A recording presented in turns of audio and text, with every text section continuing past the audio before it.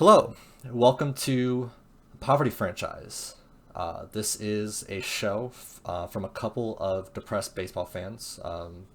This is a new podcast we're starting up. Just looking to cover all things MLB.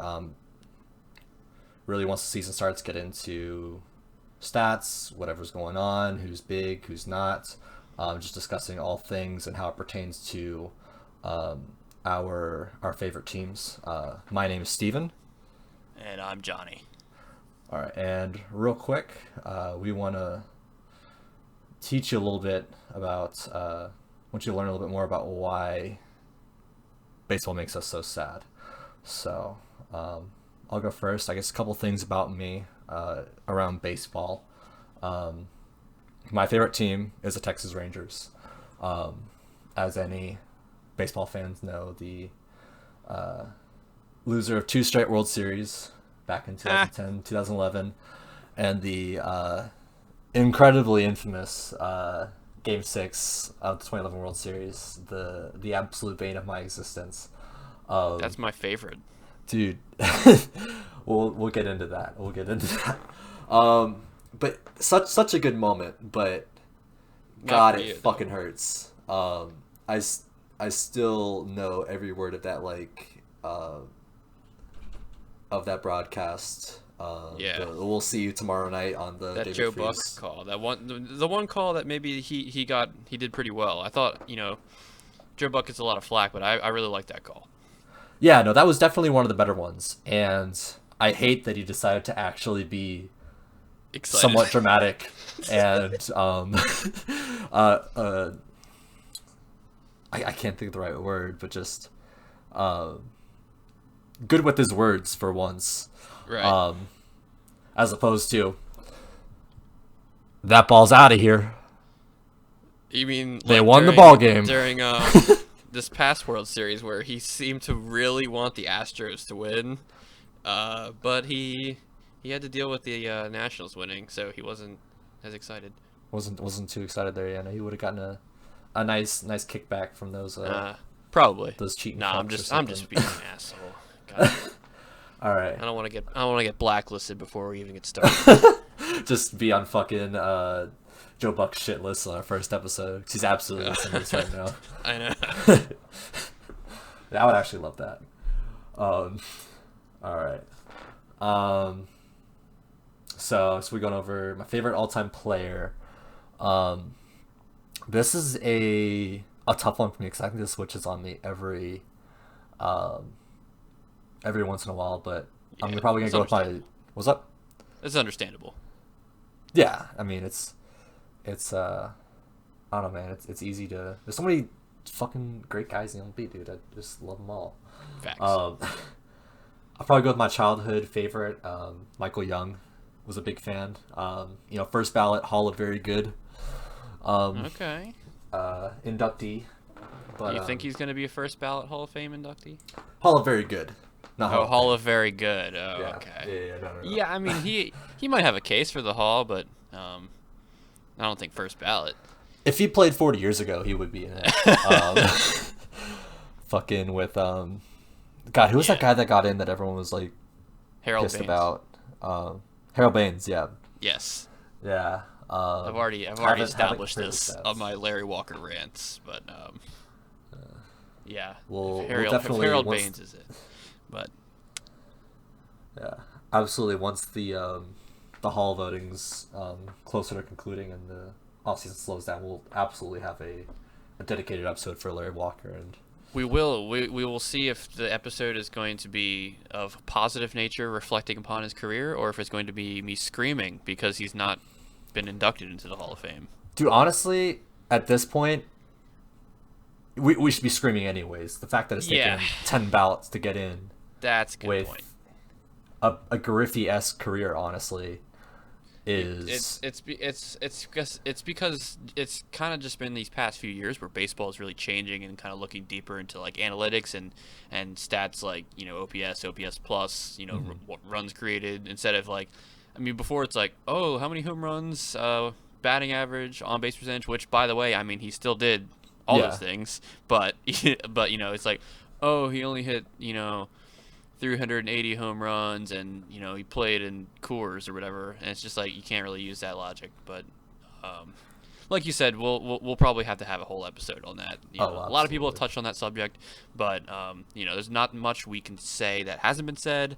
But it's we still got to make our case because he's deserving of the Hall. Absolutely. Let's see here. Continue my introduction here. Favorite current player. I've got to say it's Joey Gallo. At this point, I was getting ready to say I figured it would be Joey Gallo. Yeah, I mean, plus power. Still a fantastic defender, I think. Yeah. Well, he's improved his defense. I think he's still hovering around. I don't know. I've only looked at. To be fair, I looked at DWAR, but I didn't look at range factor or anything. Yeah, I mean, I think if you look at his defensive runs saved of all outfielders with, I think at least 500 innings, he was 25th, which I mean isn't elite. Obviously, he's not I mean, Harrison hey, Bader if you have there. at least if you have positive runs saved, at least that's it's not like average. you were detrimental. So absolutely, and I don't know, man. For a dude that's 6'4" and hits 500-foot bombs, you're definitely not expected to. He's a big guy. Yeah, he is a big old fella, and I love him greatly. All right. Favorite fight. I think we've talked about this. Yours is the Amir Garrett. It is. It's funny because that just happened this past year, but I mean, there's been a lot of great fights throughout baseball history, but I mean, seeing a guy just get that fired up and then just fight an entire team, that was hilarious to me. Dude. And it was pretty polarizing because some people were like, "Oh, he's a clown," and especially Pirates fans obviously were like, "Oh, that was stupid." It's like I am impartial, because I'm an Orioles fan, and I thought it was hilarious, Dude, and especially because Puig got involved too. Anytime Puig is involved in a fight, it's amazing. So that was great. He got traded earlier that night. He didn't play for the Reds anymore. The Reds were not paying him to be out on the field. Exactly. So it was just the Indians execs are watching that oh my God, please get him out of there. Fucking bubble Someone wrap had that to have man known. before he goes in there. I heard rumors that someone in the crowd had told Puig that he got traded. I don't know if that's true, but I mean, maybe it is. Maybe that's why he just said, "Fuck it, I'm just gonna go all out in this fight." But that's just Puig. He kind of does that thing all the time. Absolutely, yeah, and that's just, I guess that's just his personality, man. If he's gonna, I don't know, I feel like Puig's one of those guys where if you're on his team for more than 5 seconds, he'll fucking die for you. He will jump in front of a bullet for you. Plus, he's fucking jacked, dude. Oh you yeah, see when they wore those sleeveless jerseys this year, he's ripped. Dudes, I mean, yeah, I mean to have a fucking arm like he does, I mean you've got to be ripped. That's true. He's got a fucking cannon. He's a great dude. But yeah, no, I love the Yasiel Puig. Fuck the boomer ass mindset of I don't know, respecting the game or whatever the fuck. It's a sport, dude. It's a game. Let the kids play. Let the kids play. Exactly. Hell yes. It's entertainment. It's all entertainment at the end of the day. It's not fucking politics. Right. I mean, we can talk about that later, but it's a game at the end of the day. Exactly. But even with that all being said, as amazing as that fight was, I've still got to go with my favorite fight of all time being the Nolan Ryan, I think it's Robin Ventura with the White Sox. Yeah. Dude, 46-year-old Nolan Ryan, fucking, Bush, headlock, man. Whether you like it or not, hitting a dude probably on purpose. I don't know. He had bad control, but plunking a dude probably. Dude, people get plunked all the time on purpose. It's stupid, but it's Nolan Ryan's a legend at this point. Nolan Ryan's a legend. He beat the shit out of a dude like half his age. I think it was under half Yeah. his age. I Yeah. think Robin was like 21 and he was 46. Yeah. Fucking puts him in a headlock, starts fucking wailing on him. I think Pudge was his catcher at the time as well. Fucking Really? I think so. Let me look up that fight. I mean, I know Nolan Ryan played for about 500 years, so I wouldn't be surprised. But Yep, it was Pudge. Fucking that's great. That makes it two even Hall better. of Famers involved in that fight, dude. Really, that's a Hall of Fame Incredible. battery right there. Yeah, dude. I forgot that Nolan Ryan played for the Rangers at that time. I mean, I know he played for the Rangers and he played for, almost 30 freaking years, but I forgot He played about that. for Yeah. almost 30 years. He played in 4 different decades. He played from Yeah. 69 to 94, I want to say. Yeah. And I mean, he unfortunately is a guy that's used as a reference for people, talking about how pitchers are managed nowadays, and they're like, "Oh, well, Nolan Ryan." It's like, well, Nolan Ryan is a freak of nature. Like, Dude, he's a fucking anomaly. Like, what he was able to do is insane, and I don't think any other pitcher is going to, do that again, especially with how, pitchers are managed nowadays. So yeah, I mean, the closest thing is maybe JV being just with the fact that his velocity has increased as he's gotten older, and still fucking dominant. Late into his 30s, but yeah, I mean, he's definitely a once in a generation, once every 20 years type of pitcher.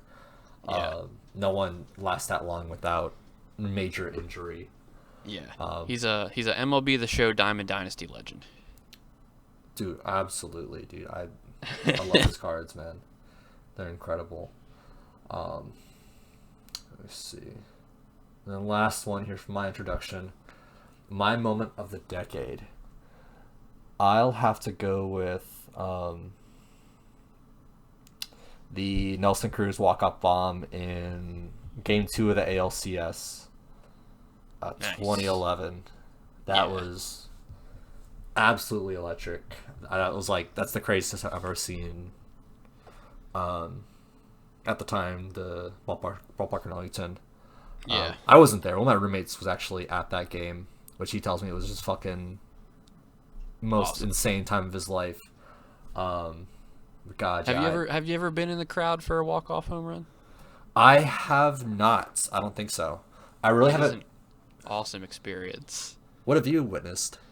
I saw, I think it was 2014, I want to say. Chris Davis walk-off home run against the White Sox. It was like the middle of summer. It wasn't like a playoff game, obviously.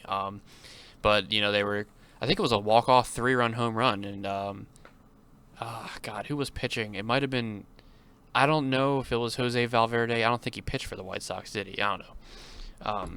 I can't remember off the top of my head. But, yeah, he hit a walk-off bomb in the bottom of the ninth, and I just remember there was, like, White Sox fans in front of us, and me and my friends were just, like, screaming, and, like, in retrospect, I feel bad, but it's just like, hey, look, like, what do you expect? You're in a visiting stadium, Yeah. and we just totally fucked you over, so...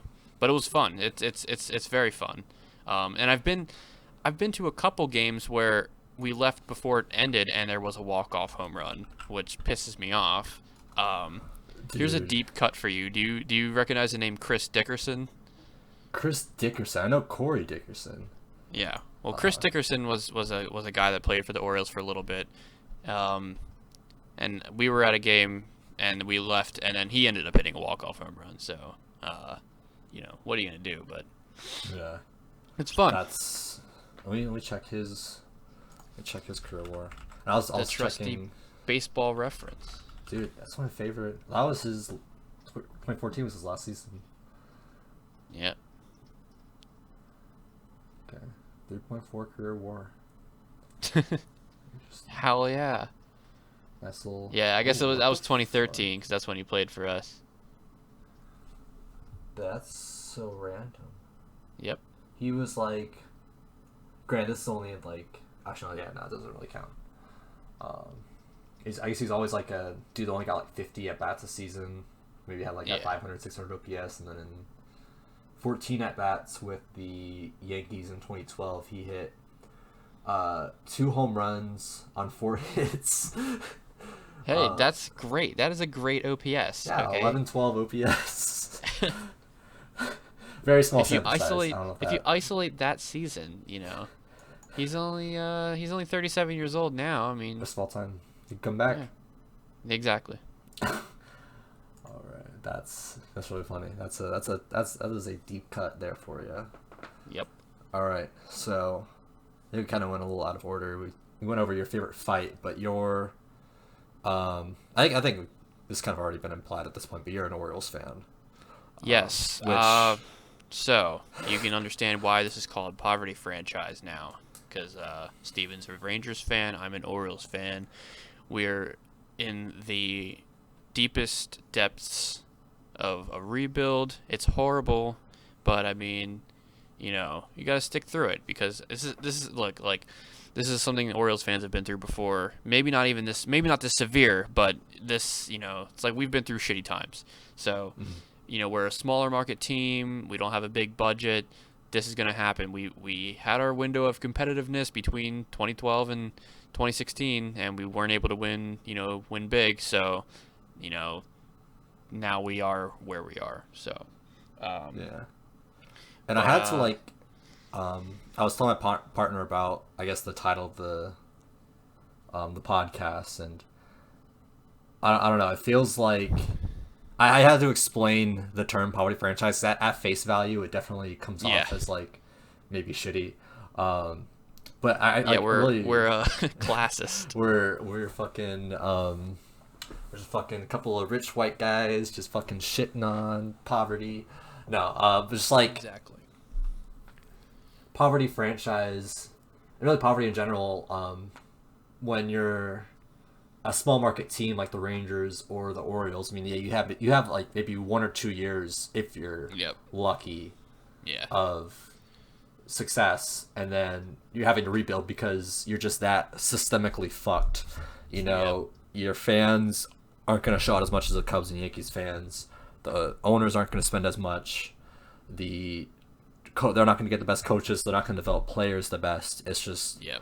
if you're good, if you don't capitalize on that at that moment, and you're just screwed. And it's just like a systemic, that's something that professional sports leagues, that's been their number one thing they've been trying to fix is parity and competitive balance in Yeah. these leagues, and it's just something that is a systemic problem. And we want to I don't know Gotta ride it out.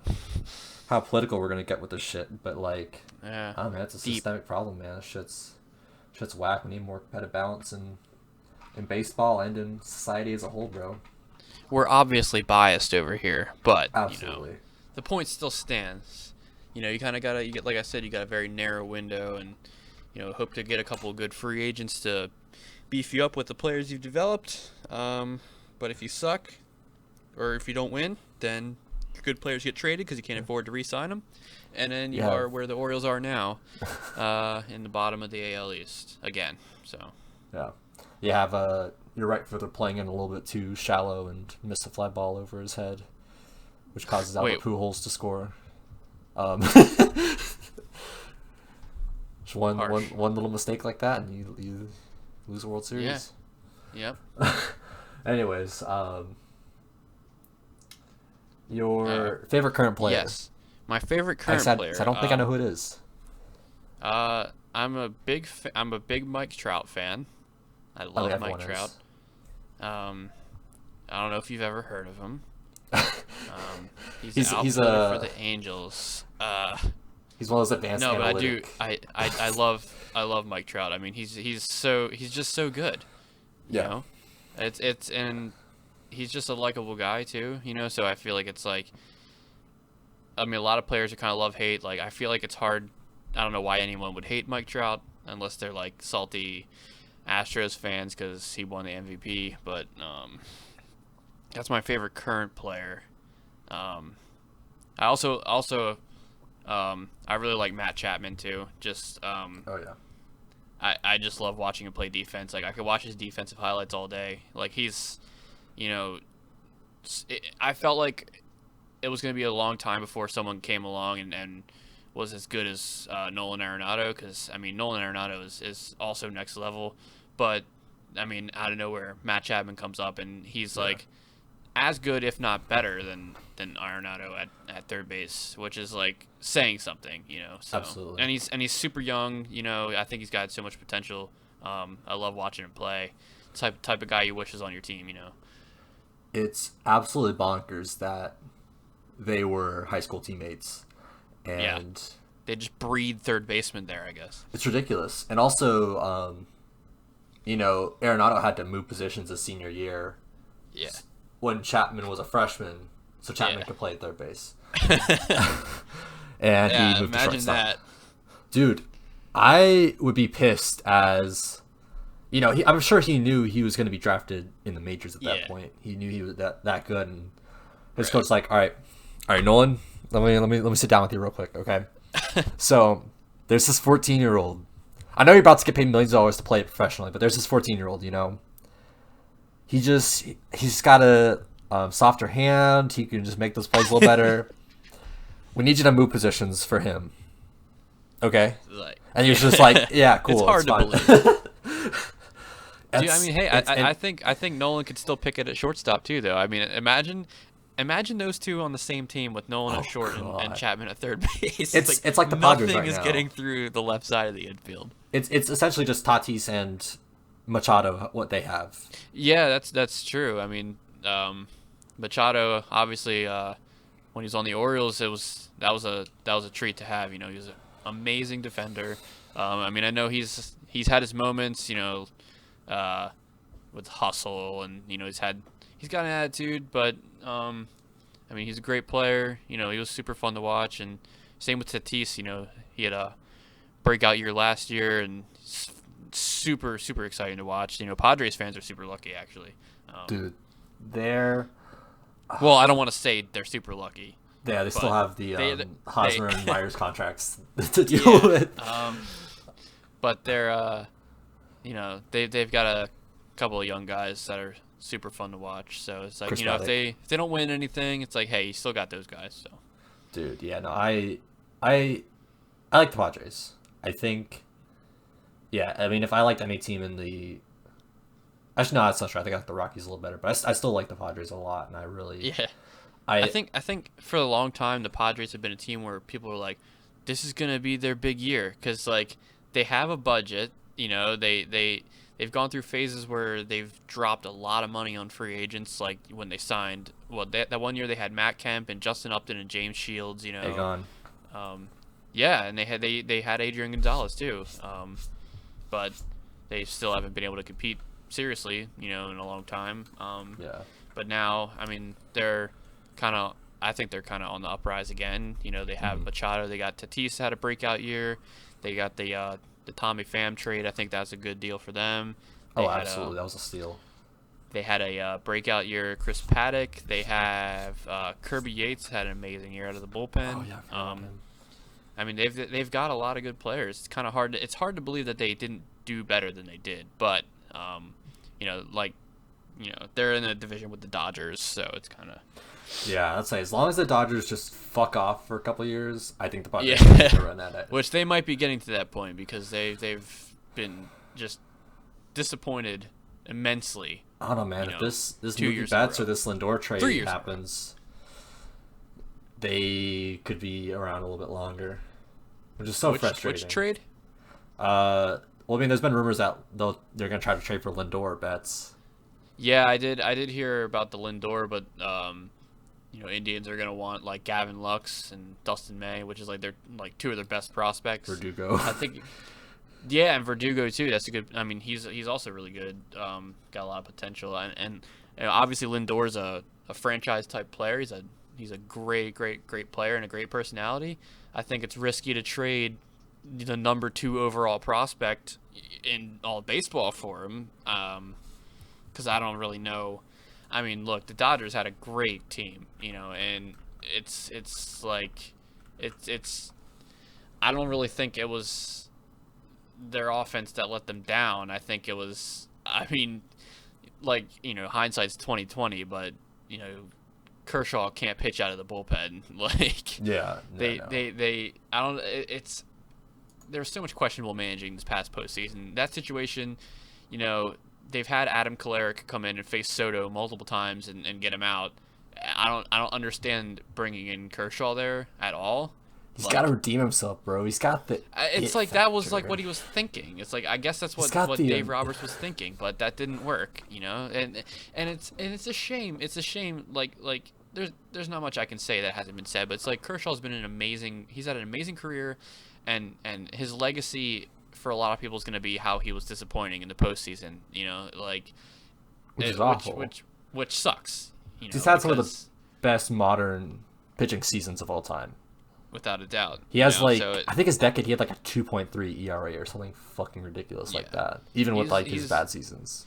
He's an elite pitcher, He's a Hall of Fame candidate for sure. But I mean, I don't know all the politics in between, pitchers and managers or whatever, but it's like, he got the call to pitch there, whether he was, he should have or not, and he didn't get it done.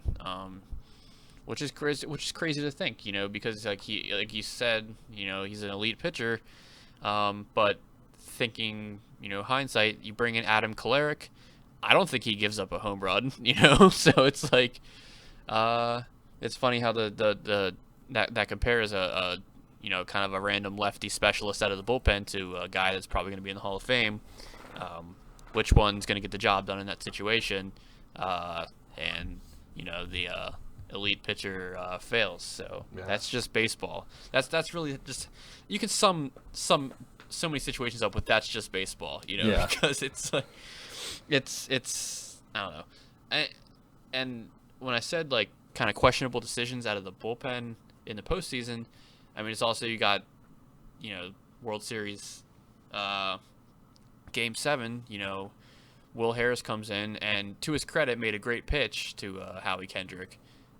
He gives up the home run, and obviously Garrett Cole sitting in the bullpen, looking like he wants to die, very angry. He probably doesn't give up a home run, but it's like, what are you gonna do? Yeah, absolutely. It's just not that I care what happens to the Astros, but yeah. I don't know, and I feel like with a lot of these things, like hindsight's 20/20. I mean, you expect Will Harris to one of their better relievers. Like, you expect him to still like. That wasn't a bad decision. He had been great for them in the postseason. So it wasn't a bad call to bring him in. And like I said, he made a great pitch. It's like 99% of the time that's a foul ball. It was barely fair off the foul pole. Yeah, no really gas ballpark. Yeah, that's a nightmare for Will Harris on the mound. That's going to taint his postseason stat line. But anyone that watched the game and kind of looked at it afterwards, like you got to give him the benefit of the doubt because that's a foul ball or a swinging strike. Most of it, like 99% of the time. Absolutely. And Howie Kendrick managed to get it off the foul pole, which was super exciting. That was awesome. Oh yeah, so sick.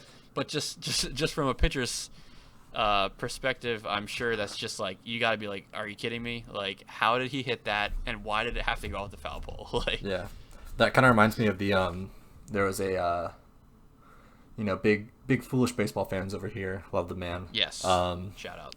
He did an episode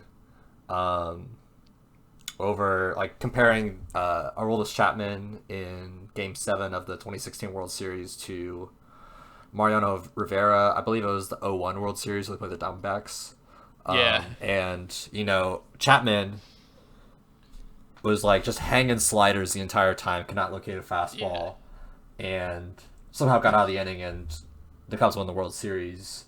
Yeah. Mariano Rivera, one of the greatest pitchers of all time, incredible postseason pitcher, makes a perfect cutter. Perfect pitch to Luis Gonzalez, he's a righty. Cutter coming into a lefty, jams him, breaks his bat.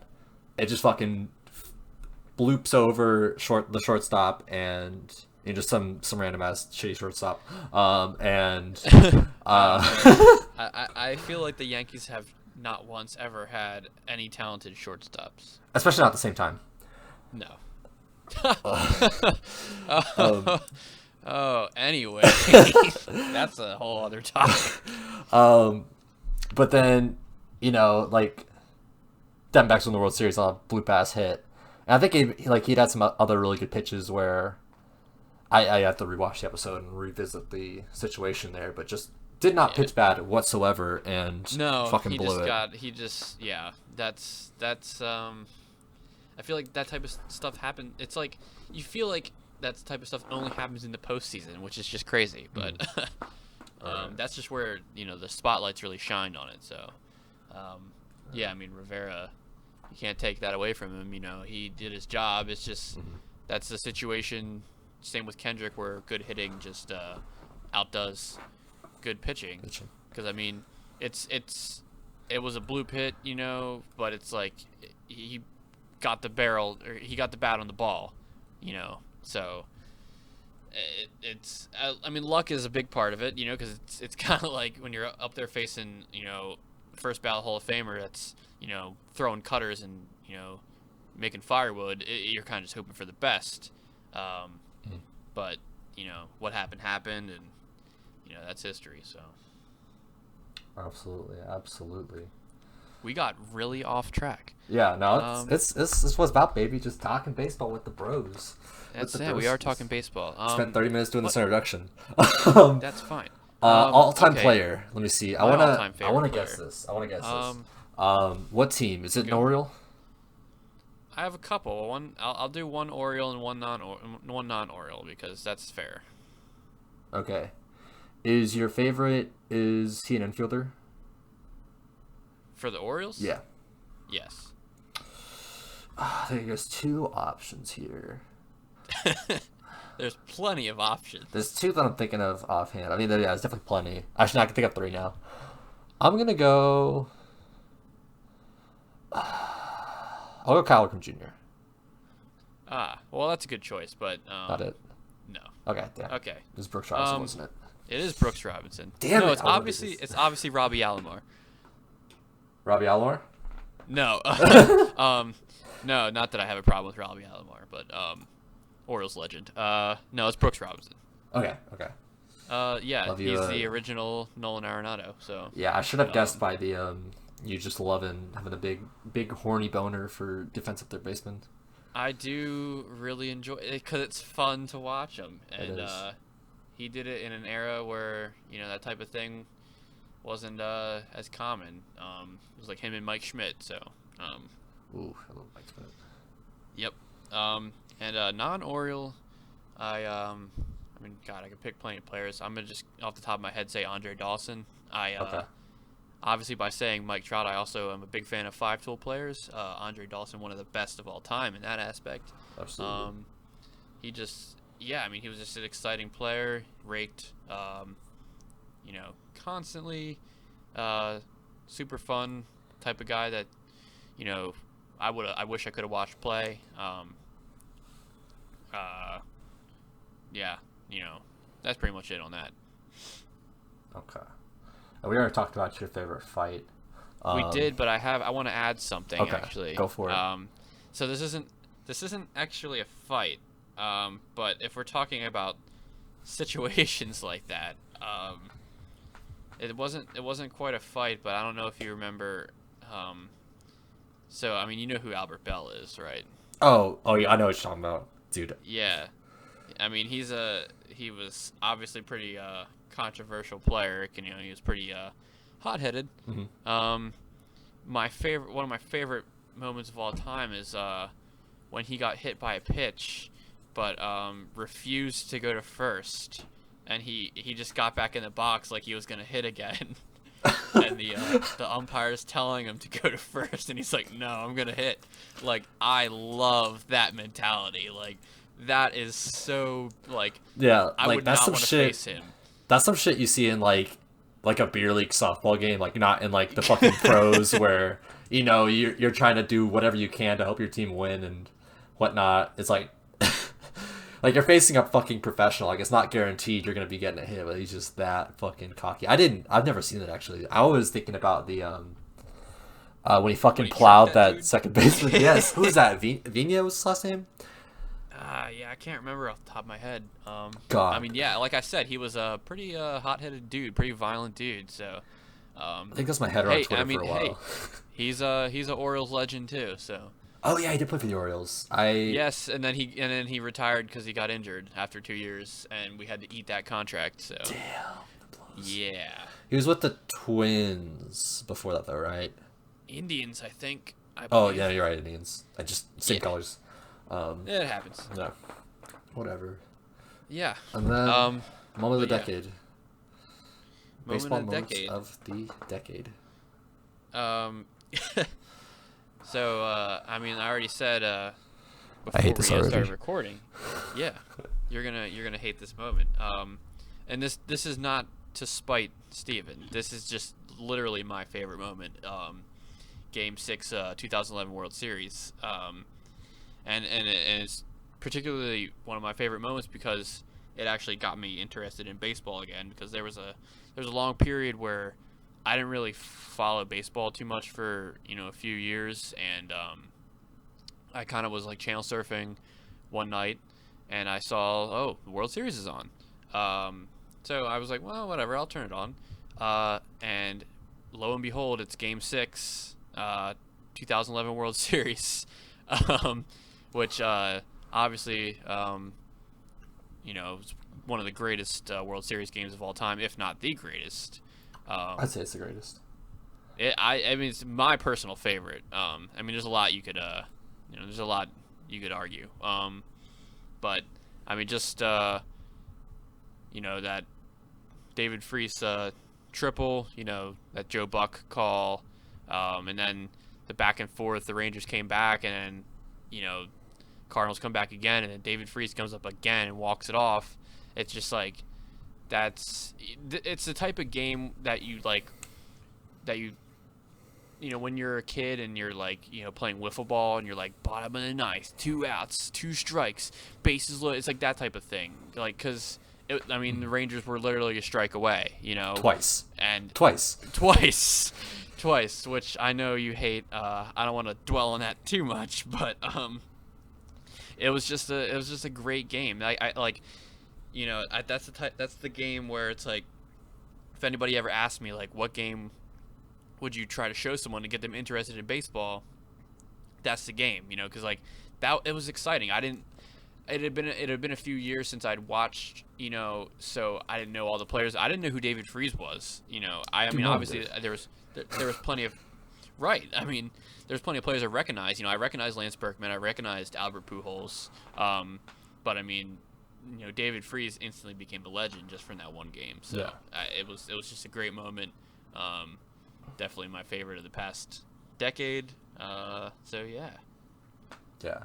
And I definitely believe that the whole, like, I don't know, with the rise in analytics, you definitely don't have any more, or a lot more of this, like, oh man, this guy's got the it factor, this guy's got the clutch factor. Like, Yeah. you really don't see that anymore. And I feel like if David Freese had never, like, done that in the baseball community, I feel like that idea would be a lot less accepted, just because of, like, Yeah.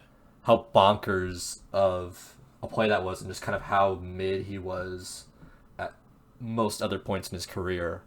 Yeah. Just being pretty average guy. I honestly, I need to look at his stats, but I feel like, I mean, from what I remember, I mean, he's got like decent career stats. I mean, but like kind of before that point, it's not like he was like an all-star or anything. He made like one all-star game, I think, and he's had a respectable career. I mean, he's retiring now. yeah, But yeah, I mean, he's kind of just like, like you said, kind of like a regular dude, because he was. I mean, he was on a team with Pujols and Berkman and Carlos Beltran and Chris Carpenter. Some big name guys. So he didn't get as much attention. But that game kind of rocketed him into stardom. So absolutely. they need to put a statue. Yeah, and I hate him for it. Yeah. He could have saved that for any other. He could have done that in 2014. That would have been mad chill. Actually, no, he's the thing. It was at that point. Never mind. But anyways. Let's get into some current topics here. now These are that some you all current know events. a little bit I more don't want about to bring us. up too many repressed memories. Yes, yeah, no, I'm not trying to credinate. It happens. Let's talk money. Let's talk this fucking cash that I like money. these guys are getting. It's ridiculous. Mr. Boris has It's just secured. simply inflation. Yeah, I mean, yeah, it's inflation, but um, it's still some nice ass contracts. I actually just actually a fun experiment. I want to look into, I guess, when adjusted for inflation, who's got the craziest deals in MLB history. I think it's like, um, fuck, I don't remember. I know the Alex Rodriguez one is way up there because I was like, Yeah, I was thinking that one might be it because that was a huge contract. So. yeah, because he was getting like 25 million a year like 15 years ago. Yeah, Like that I was. mean, he was like he was like the best player back then. So. Oh yeah, absolutely. I mean, I think statistically he was like the best shortstop of all time. I'd have to look back and see, but like just defensive and offensively, he was fucking incredible for the Mariners. Right. Yeah, for a while I kind of thought he might. I mean, he had a shot at breaking the home run record. He didn't quite keep it up in his later years, but I mean, shit, he still hit almost 700 home runs. So. If only he had eaten more of a balanced breakfast and drank some milk like Yeah, Barry if Bonds he did. if he had just eaten his bacon and eggs every morning, like our good friend Barry Bonds, he could have hit 80 home runs. Yeah. But, you know. It's fucked up, man. Yeah. I need to get myself on the Barry Bonds breakfast regiment because I'm starting to feel a little bit out of shape. Get you a nice meaty neck. Yeah. Small testicles. But money. Let's talk this fucking money. So Garrett Cole, 9 years, 324 million, 36 million a year. Absolutely bonkers. I mean, if you had told me that he was getting a deal like this 2 years ago, I would have told you were fucking nuts. I mean, he was looking kind of mid with the Pirates there back in like 16, 17, I think. Yeah, I mean, he was a pretty good pitcher, but I mean, this is the kind of deal you get when you're the best pitcher in baseball, and in your contract year. You know, right? You're in a contract year, and right before he gets that contract, Strasburg gets what, 245 million? Yep, 245 like for 7 years, I believe. For 7 years, so he's gonna see that and be like, okay, well, I'm getting paid, because I mean Strasburg's great, but I mean Cole's the best. He's better. Yeah. Well, here's the thing. Like, Scott Boras had to have like, I guess, planned all this shit out. Like, okay, I have to sign Strasburg for a huge deal first, and then I'll get Cole signed just to like maximize what they're both gonna get. Because it's a conspiracy. I mean, I wouldn't even say it's a conspiracy. It's just smart planning on his behalf. That's just agent tactics. Yeah, dude. And Scott Boras is a very smart and a very rich man. Got so what, over $800 million for 3 dudes. Like that's. Yeah, what is he with? He does Rendon too. He did Rendon. I'm pretty sure he does Ryu. Probably Donaldson also. Like he's fucking. I mean, he's gonna have plenty of money. Yeah, I mean those are a few guys that haven't signed yet. So it's like who fucking knows where they're gonna end up. Do you think the Yankees have the best rotation in baseball? Good question. Assuming that they keep J.A. Happ. Oh, because he would be a huge factor in that. Yeah. So Dominguez is out, I'm pretty sure. Is they've got Domingo Germán? Germán, yeah, sorry. I'm a fake fan. Tanaka. So it'd be Severino, Cole, Severino, yeah. Paxton, Tanaka, and whoever the fuck's 5. Right. Yeah, that's stupid. It is stupid, and it pisses me off as an Orioles fan. Obviously, I hate this deal. I really wanted him to go to Los Angeles so I could torment you instead. But now I've got to deal with him in Baltimore. I mean, Cole's a great pitcher. I mean, get that money, but it's gonna be miserable watching him throw 3 perfect games against the Orioles in 1 year. God, I fucking hope so, dude. Tough. I would I do die. not hope I would so. fucking die.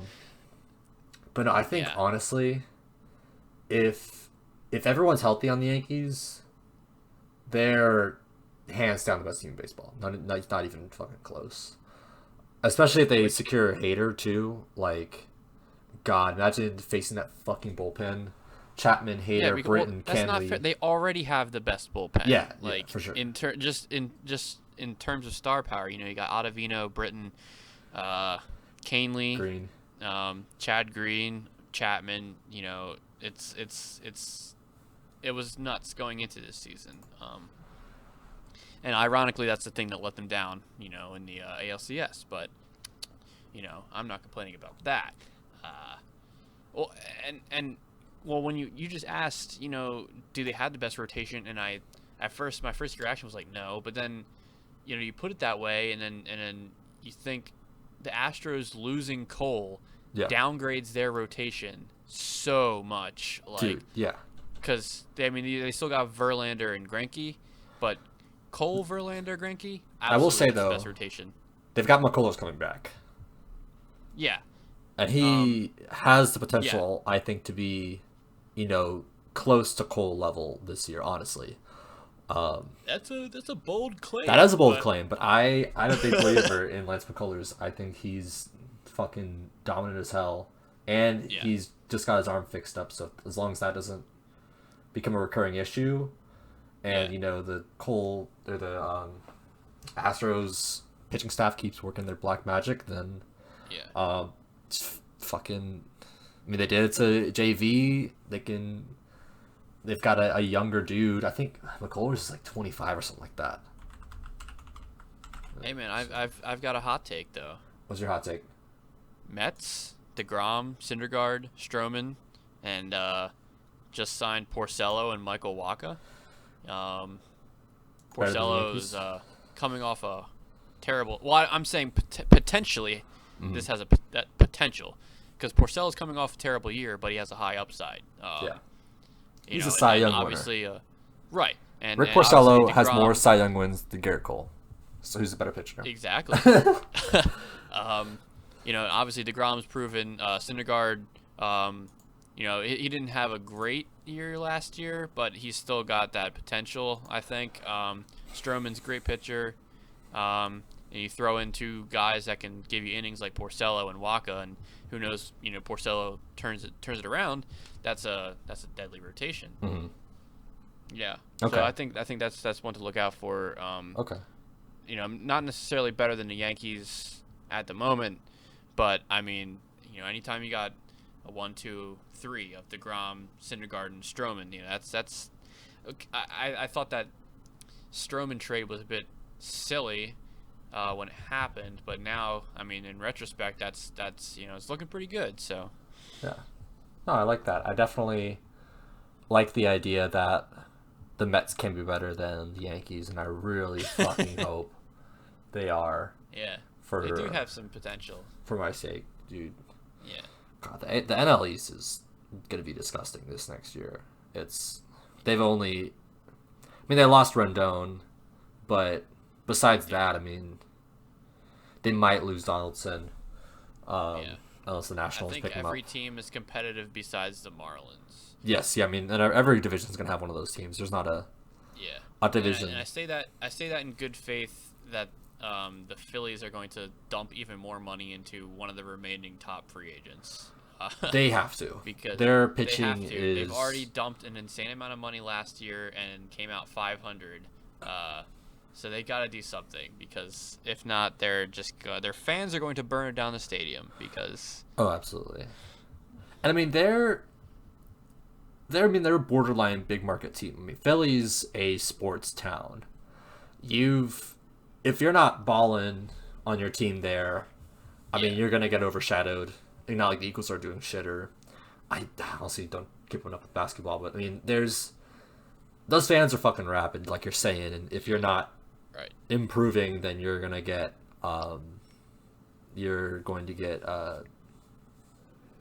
murdered by their fan base. Yeah. Well, and I mean, look, like, I don't know what the cutoff is for a big market team, but I mean, they spend $300 million something dollars on Harper. They got Real Muto, Gene Segura, Wheeler. Wheeler. They did sign Zach Wheeler. And that's a lot of money, you know, like coming from an Orioles fan, that's the type of thing that we would never really see. So that's a big market team to me anyway, when you can afford to go out. They got the best catcher in baseball. They got Harper, who's, you know, that's a, you know, franchise type player. He's a, you know, whether you love him or hate him, think him he's overrated, he's a great baseball player. Absolutely. You know, and then you couple that with guys you already had, you know, Rhys Hoskins. They got Scott Kingery in there. They got Gene Segura, and then, you know, that's a potent lineup. Obviously, like you said, their pitching let them down because Arrieta kind of tanked. Nola, you know, same situation. They went out and got Zach Wheeler. You know, they can hope for Nola to rebound and you know, I mean, do something with the bullpen because that was atrocious as well. So. Yeah, no, and I think they've got a couple good pieces now. Like, it's not like fucking hopeless. No, in their bullpen, no, not for totally. sure, but not the worst. But they're on the cusp, dude. Like, they should not be a fourth place team. They get a few, you know, a couple guys to fill in a couple holes, and they are an extremely competitive team. It's yeah, I mean, they were in a tough division. I mean, the NL East is I mean, right up there with the AL East in terms of competitiveness. So yeah. I mean, if they're in the AL Central, they won 120 games last year. Yeah, I mean, that's a given. Yeah. But yeah, I mean, and this is kind of just speaking impartially. It's not like I'm a Phillies fan. I just think I'm kind of trying to recognize teams that do have potential that need to do a little bit more. Like, I think in that aspect, it's the Phillies and the White Sox, because I think those are teams that have good hitting cores that need to bolster their pitching staff if they want to compete. Because the White Sox are like you know, we were talking about lineups. I mean, they went out and got Grandal, who, you know, is one of the best catchers in baseball. I mean, I think him, Real Muto, and Roberto Perez are probably the top three. And you know, and then they added him with, you know, Tim Anderson and Jose Abreu and, you know, Eloy Jimenez, Yohan Moncada. Like, that's a deadly lineup. And they were fortunate they got a breakout year from Giolito, but other than that, their pitching staff was horrendous. Yeah. Which is why they ended up where they did. So I mean, that's something, you know, that has to be addressed, because you have it like we talked about earlier. You have a narrow window to compete with a hitting core. They've got a good hitting core right now. Build around that, because otherwise you're just going to get left in the dust. It's just like, I talked about the Phillies, now I talked about the White Sox, and then the Angels. Yeah, I was about to say, you're missing the Angels. I They're like think the most drastic example of that, because they've got now two of the best hitters in all of baseball, in Trout and now Rendon. this season could be really interesting. I mean, it's like the Angels obviously have never ever been afraid to spend money, because they have a huge contract to Pujols, which has been horrible. Oh, fucking awful. Which is a shame. But huge contract to Trout, and now they just dropped $246 million on Rendon, and they have Ohtani. So you've got three amazing hitters, right? And couple that with some other guys, because they got Tommy La Stella, who was an all-star before he got injured. David Fletcher, who's I mean, you could throw Pujols in there, like, whatever. He's a veteran presence. Upton. They got Justin Upton. Yeah, but they got their pitching staff once again. It's another one that's horrible, and it's like, no one on their pitching staff stands out. I mean, the guy that pitched the best for them, tragically passed away. Mm. So it's like, as that team, they spend all this money. You got to do something with the pitching because you're not gonna win. You can score as a million runs, but You give up a obviously million that one. hasn't. Right. And you got to give. I mean, Mike Trout's got plenty of protection in the lineup now, especially with Rendon. Like that is, you know, that's a beast lineup. Like it's scary to think that teams are gonna have to face both those guys at the same time. Um, but then they just don't have any pitching. They got to go after, they got to go after Mad Bum or someone because it that team's got to compete. They have the budget, they have the money, they've got the hitting core. Like you got to go out and get, you know, some arms to back them up because it would be a huge shame to watch that team be squandered, especially Mike Trout. That dude deserves to compete. I think so. Yeah, if Mike Trout never wins a World Series, that's going to be the biggest injustice in baseball history. That is a baseball crime. That is a fucking sin. But no, and I it's funny you bring up Mad Bum because that's probably the last team he's going to be going to is the Angels as a. Yeah. I wouldn't really say they're a rival of the Giants, but an AL team. He's made it known that he's not going to play for an AL team. Well, that's because he's a big piss baby. This is true, but he's also the one signing the contract. At the end of the day, other than that, it's like what I think the other best pitcher available is Ryu. Yeah, I could see Ryu going there. He'll be buddies with Ohtani probably. Dude, that's kind of fucked up, bro. That's fucked up. But no, I mean that's probably the most likely bet. I think honestly, I'm having a hard time telling you what the Angels' rotation is, but I can't think of any good lefties they've got. They don't have anyone. That's the problem. Yeah, It's bad when you can't think of anyone off the top of your head. Like, Matt Harvey and Trevor Cahill. Like, yeah, okay, that was Andrew Heaney. Oh, he's a lefty, but 5 ERA, 1.3 WHIP. Right. Ohtani if he comes back. Yo, I would love to see. He's got to pitch again. Well, they got Joe Madden managing him now. Ohtani's gonna be doing something crazy. So. Yeah. Oh, and then I need to see him pitch again. Like that was so awesome.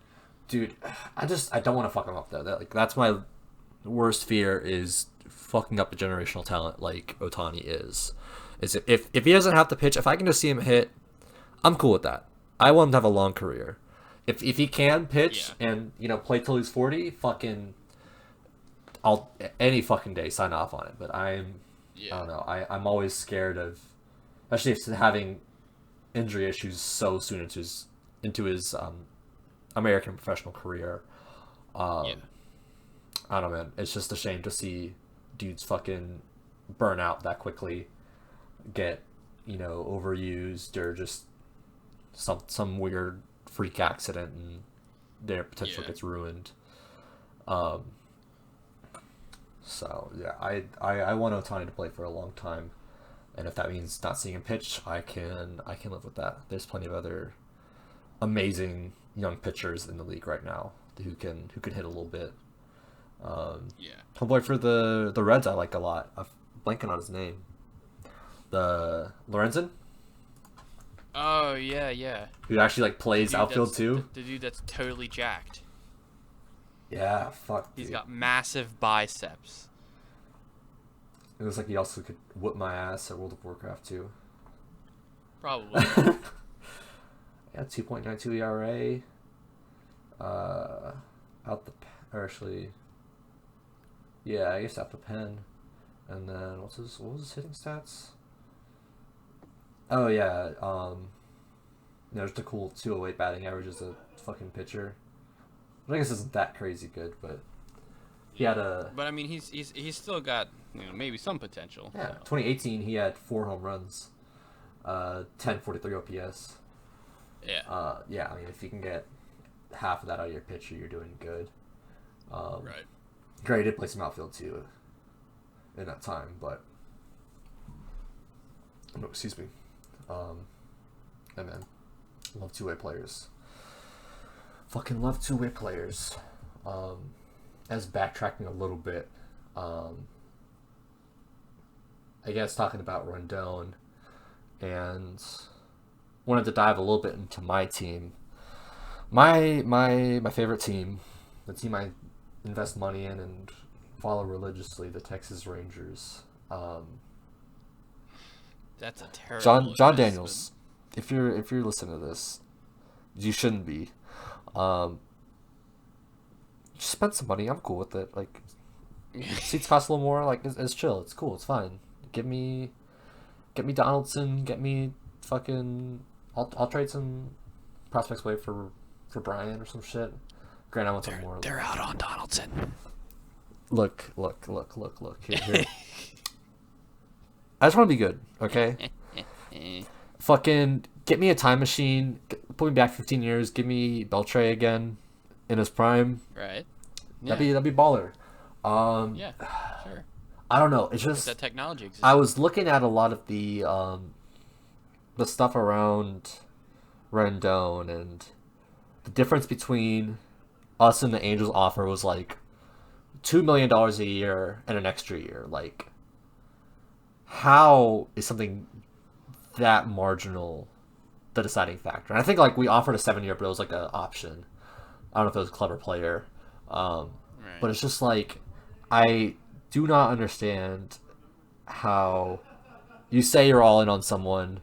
That's like your priority. You're doing it. And then you just let them slip away to the Angels for that little. A generational talent. Like I don't get it. I feel like the Rangers are at a point where we can maybe not compete for a World Series, but at least get a couple more pieces. We're a competitive team. It just doesn't make sense to me. Well, I think it comes down to the Angels have Mike Trout, and obviously Anthony Rendon wanted to hang out with Mike Trout all the time. Look, so, I get that.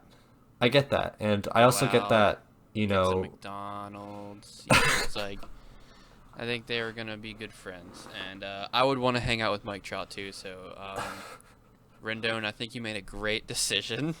I think you're going to enjoy Southern California. I think you're going to enjoy your new teammates. Look, and I get that. I understand that, Los Angeles Maybe he doesn't like where he lives. He doesn't like where he's from. He didn't want to play there. That's the thing. He's from Houston. Houston's like the armpit of Texas. Like, right. Not saying Arlington is much better, but Dallas is okay. It's all right.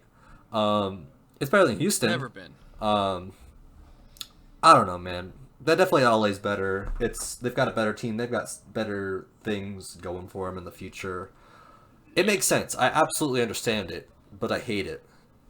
Yeah. It makes so much sense for him, so much sense for his situation. The money was better. The offer's better. Yep. He's got better protection in the lineup. Yep. I don't know, man. This is... Look, I know why you don't like it. Yes. It makes sense. I didn't think the Angels were going after him. I thought, obviously, the first team I thought, it was the Rangers because, they need a third baseman. They need a right-handed bat. They needed, someone to bring people into the new stadium. So I thought they were going to be all in, but we're going bargain bin hunting for a third baseman with plus defense and an OPS over 1,000. Like, yeah. I just don't know how you can't, $2 million more a year. Like, that's not. I don't know. Maybe I'm preaching to the choir at this point. I feel like I'm just. Yeah. But I don't know. I just feel like. I feel like the Rangers are getting too picky. Like, they don't want to make a big deal. They don't want to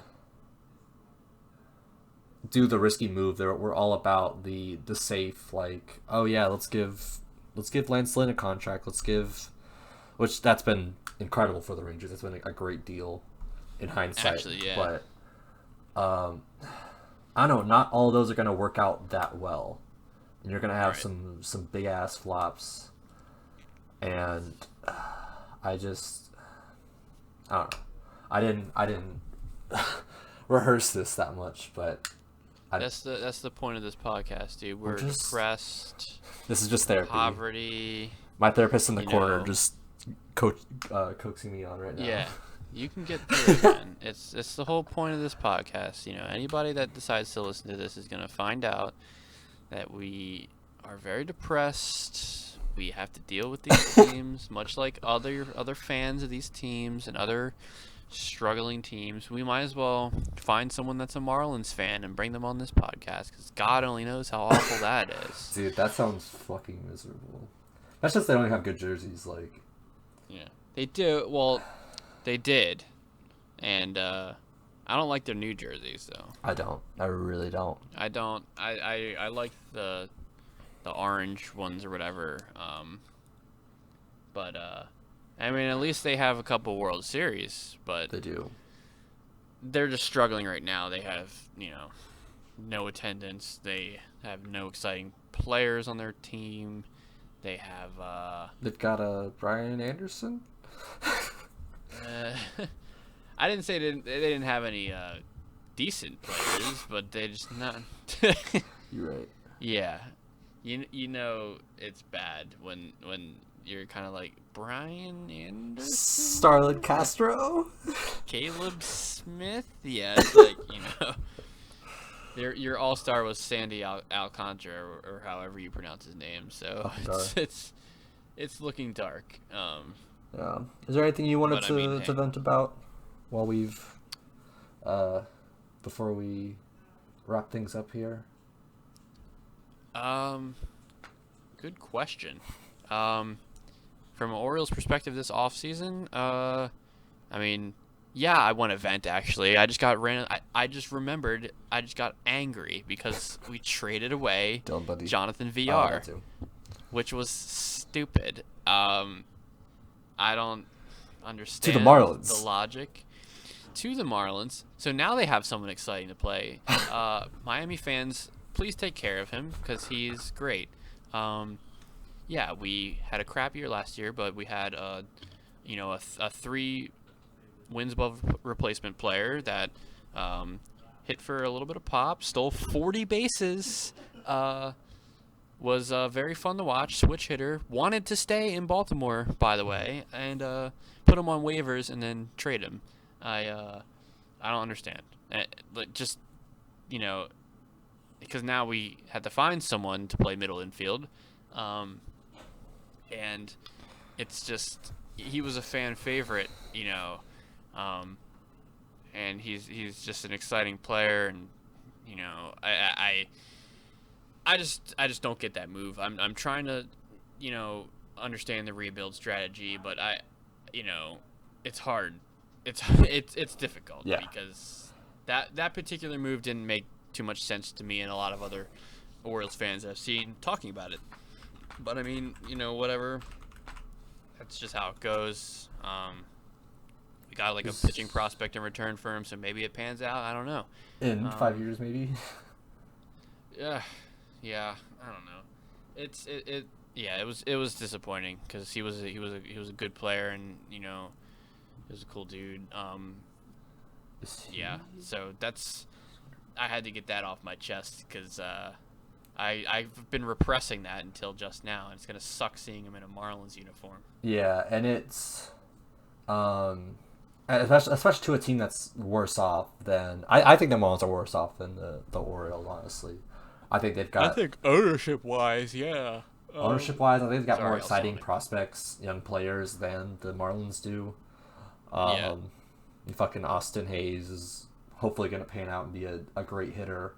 Dude, Great he was fielder awesome. too. Yeah. Fucking And Trey we've got Mancini. now we got Mancini still. I mean, they said they were listening to trade rumors on him. I hope they don't, because he's kind of becoming a team leader. Mm-hmm. I mean, like you said, we've got good prospects. We've got, we had number 1 draft pick. Obviously, we got Adley Rushman, so hopefully he pans out for us. Ryan Mountcastle, who's a infield prospect for us, won MVP at AAA last year. He's ready to come up. We got Grayson Rodriguez, right-handed pitcher. DL Hall, I think, is a left-handed pitcher. And we still got guys that are on the major league level. I mean, Anthony Santander, he was streaky 2019, but I think he's got a lot of potential as a switch hitter. DJ Stewart, kind of the same way. So, I mean, I'm just hoping, and like you said, Austin Hayes, who was really exciting when he came up and played. I'm just kind of hoping, these guys turn into a core that we can build around, because, that's all you can hope for when you're rebuilding.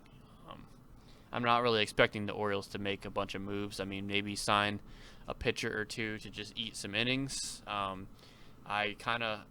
was reading an article today saying that, our rotation is kind of shaping up like, John Means obviously is going to be in the rotation.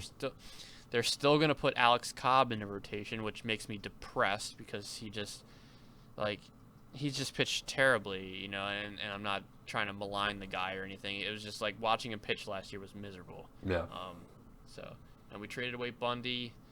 And, we got a couple other guys that might be able to fill in the rotation. Asher Wojciechowski will probably make the rotation, but, we need a couple other pieces in there to fill that out. And it's just we got to have guys to eat innings, because, that's just the state of our team now. I mean, we had horrible pitching last year, like worst in the league. So, I'm kind of used to it at this point.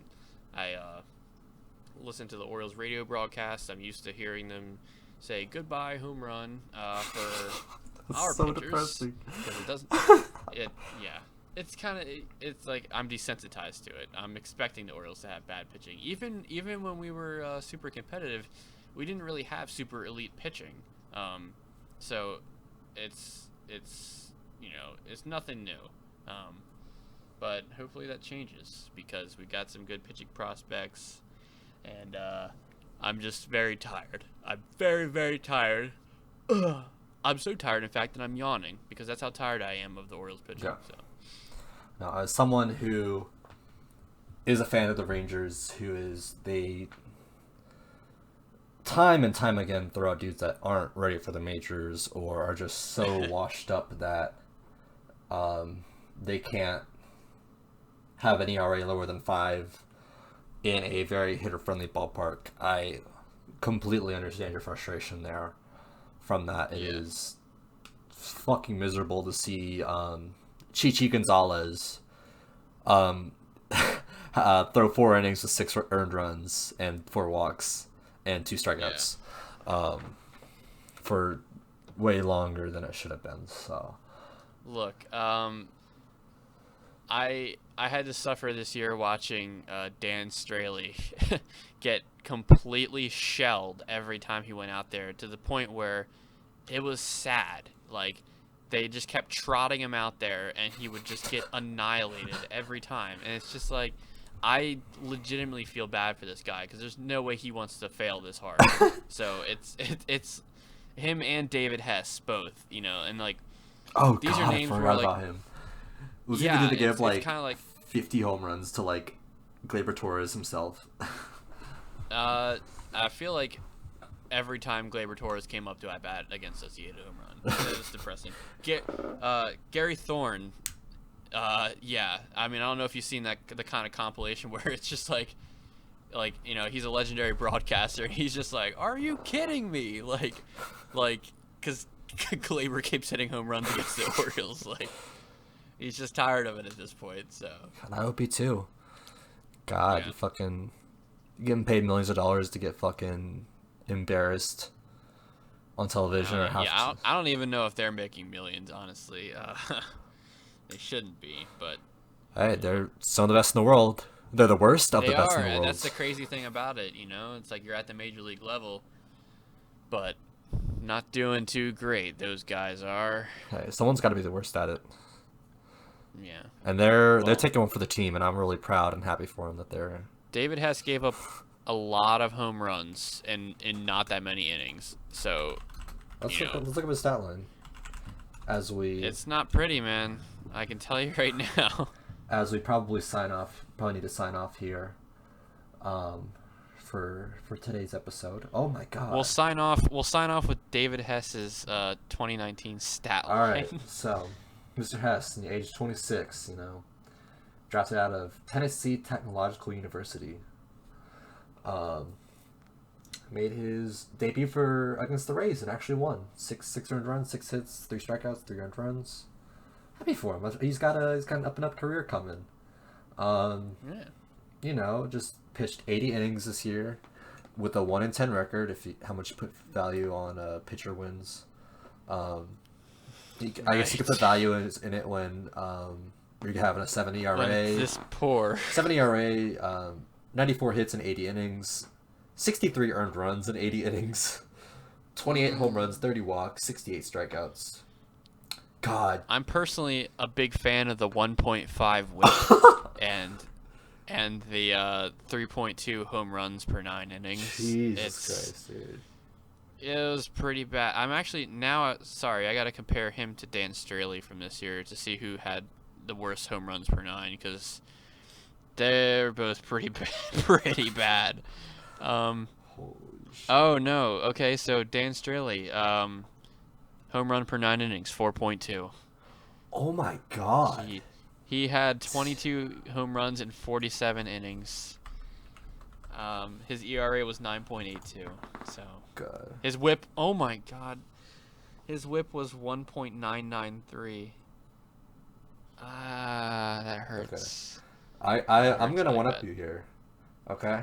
I'm gonna tell you Chichi Gonzalez's 2016 season. Granted, this is only in 10 innings.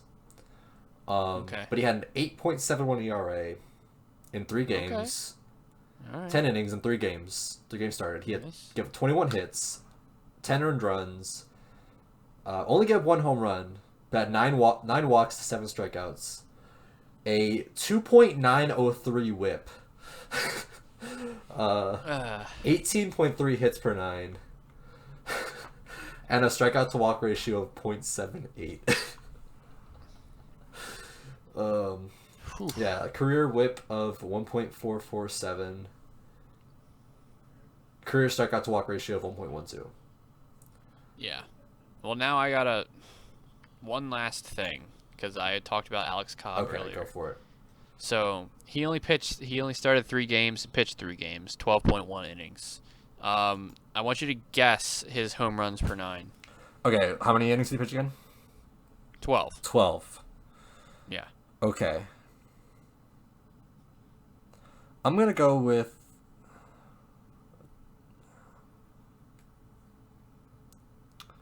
Let me go with 10 home runs per 9. Oh. You now you actually overestimated. Oh, really? But it was 6.6. 6.6, okay. He gave up 9 home runs in those 12.1 innings. I don't know. I was shooting for the moon there. You set me up too. Yeah, I mean, hey, that would have been interesting, but I'm really glad it wasn't that horrible. It wasn't that His awful. ERA was 10.95, so Wow. not good. Incredible. Don't you love baseball, man? Don't you love our favorite teams? I love baseball. It's great, obviously. And it makes us very happy, which is why we love our poverty franchises. I hate my life. Yeah, it's good. All right. So, I'm going to go ahead and wrap up this episode here. Next time, hopefully, there'll be some new juicy signings, roster moves to discuss, and maybe we can touch on these smaller ones more so. I can't wait for Nolan Arenado to be traded to the Orioles. Dude, traded for like something really fucking stupid, some like 2 like high A prospects or some shit like that. Every prospect. two 25-year-old prospects.